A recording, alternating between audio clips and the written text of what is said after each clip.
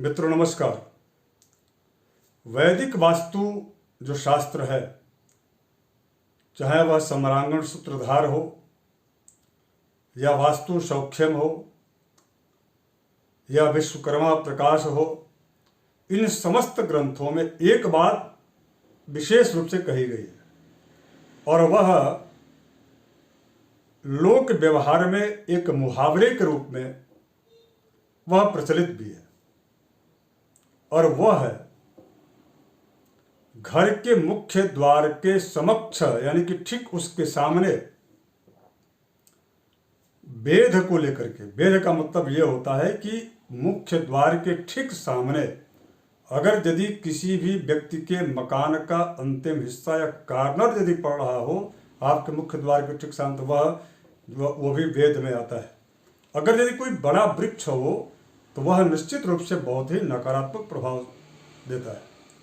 यदि घर के ठीक सामने अगर यदि इलेक्ट्रिसिटी का कोई ऐसा पोल हो जो कि आपके घर के मुख्य द्वार के ठीक सामने हो, तो वह भी जो है उस घर के में रहने वाले लोगों के लिए बहुत ही इफेक्टिव होता है, बड़ा ही नुकसानदायक होता है।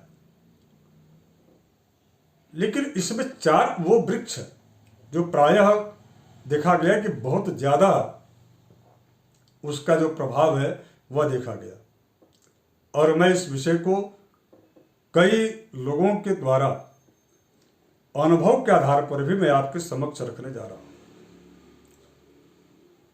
यदि घर के मुख्य द्वार के समक्ष जो है सामने यदि 4 वो वृक्ष हैं जिन वृक्षों के बारे में मैं बताने जा रहा हूं, तो निश्चित रूप से उस गृह स्वामी या उस घर में रहने वाले जो लोग हैं वो उससे बहुत ही ज़्यादा कुप्रभावित है। मैं इसका उपाय भी बताऊंगा। लेकिन वो वृक्ष कौन कौन से हैं 4 और उनका प्रभाव क्या होता है? तो पहला वृक्ष है पीपल। यदि घर के ठीक मुख्य द्वार पर यदि पीपल का वृक्ष है तो वह पीपल के वृक्ष से द्वार वेद माना जाएगा। और पीपल रोवै, अगर यदि पीपल वृक्ष है घर के मुख्य द्वार पर, तो वह उस घर में रहने वाले जो लोग होते हैं उनके ऊपर एक के बाद एक जो है आपत्तियां विपत्तियां, विशेष करके एक के बाद एक जो है मृत्यु की स्थिति बनी रहती है। किसी न किसी का एक के बाद दूसरा, दूसरे के बाद तीसरा, ऐसा जो है आपत्तियां विपत्तियां या एक्सीडेंटल या व्यापार का अवरुद्ध होना या बंद हो जाना, दुकान का इत्यादि चीज़ों का आर्थिक जो है नुकसान का होना, आदि चीज़ें जो है। मृत्यु का मतलब केवल मात्र मौत ही मृत्यु नहीं होता, बल्कि व्यापार यदि आपका चल रहा है वह यदि अवरुद्ध हो गया तो उसको भी मृत्यु ही कहा जाता है, क्योंकि वह आर्थिक मृत्यु है। बिना अर्थोपार्जन का व्यक्ति का जीवन आसान नहीं होता। इसलिए घर के मुख्य द्वार पर अगर यदि के समक्ष जो है पीपल का वृक्ष है तो वह बहुत ही नुकसानदायक होता है, चाहे वह शारीरिक रूप से हो, आर्थिक रूप से हो या मानसिक रूप से हो। दूसरा जो वृक्ष है वह बट वृक्ष है। अगर यदि आपके मुख्य द्वार के ठीक सामने यदि बट का वृक्ष है, यानी कि जो है बरगद का वृक्ष है, तो निश्चित रूप से उस घर के अंदर रहने वाले जो लोग होते हैं वह उनका समाज में हास परिहास होता है, कर्ज में वृद्धि देता है, और इसके साथ साथ में उस व्यक्ति के जो है घर की जो संतान जो आगामी होती है, यानी कि जो नई जो पीढ़ी होती है वह नई पीढ़ी जो है अपने कर्म से भटक जाती है। ये दोष देखा गया है। तो इस प्रकार की स्थिति यदि बनती है तो मैं इसका उपाय बताऊंगा आपको करना क्या होगा। तीसरा वृक्ष जो है वह इमली का वृक्ष होता है।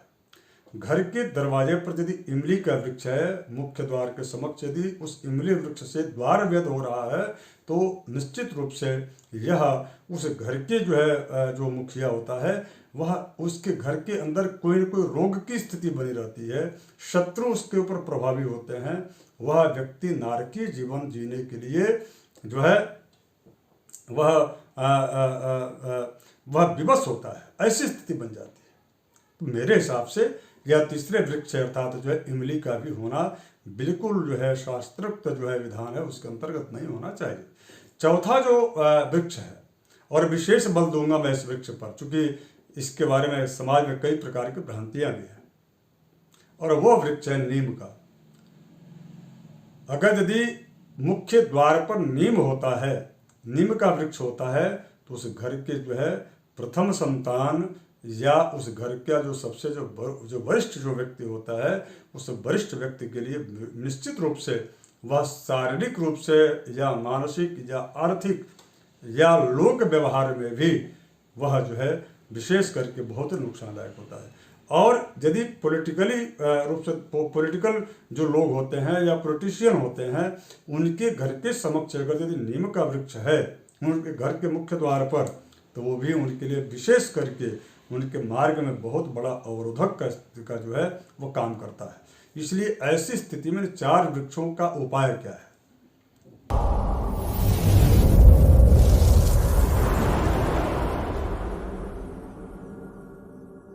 विशेष करके गेरू से उसको जो है लेपन कर दीजिए। जितना वृक्ष आपके मुख्य द्वार पर बैठ करके जो दिखता है, जितना वृक्ष का हिस्सा, उस पूरे वृक्ष में गेरू जो है उसमें लाल रंग का उसको आप लगा दीजिए।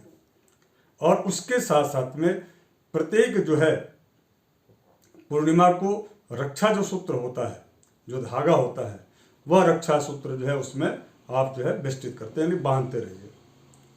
इसके अतिरिक्त उसमें अगर यदि संभव हो तो आप चूने से भी उसमें कलर कर दीजिए। कलर करने के पश्चात जो है ऊपर से गेरू से उसमें स्वास्तिक चिन्ह बना दीजिए, जो आपके मुख्य द्वार के ठीक समक्ष इस प्रकार की स्थिति बनती है। तो वहाँ यदि आप स्वास्तिक बना देते हैं तो उससे क्या होता है कि जो दोष है वो दोष जो है का जो रिफ्लेक्शन है, यानी कि जिसके प्रभाव से आपका परिवार या आपका घर या आपके परिवार के सदस्य प्रभावित हो रहे हैं, वह जो है उसमें कमियां आ जाएगी। जो ऑरा जो निगेटिविटी का जो बन रहा है, उस निगेटिव ऑरा को वह जो है स्वास्तिक जो चिन्ह होता है वो उसको ध्वस्त कर देगा।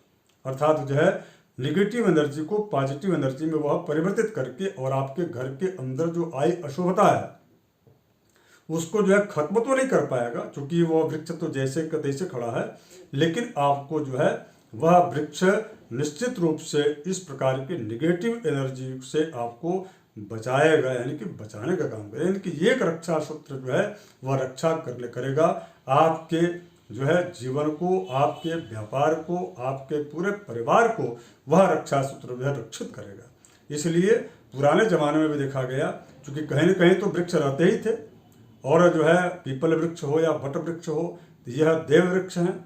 इन वृक्षों में इस प्रकार की स्थिति जब होती थी तो उसमें सूत्र का वेष्टन किया जाता था, अर्थात जो है सूत्र बंधन किया जाता था, विशेष करके वट सावित्री के दिवस पर।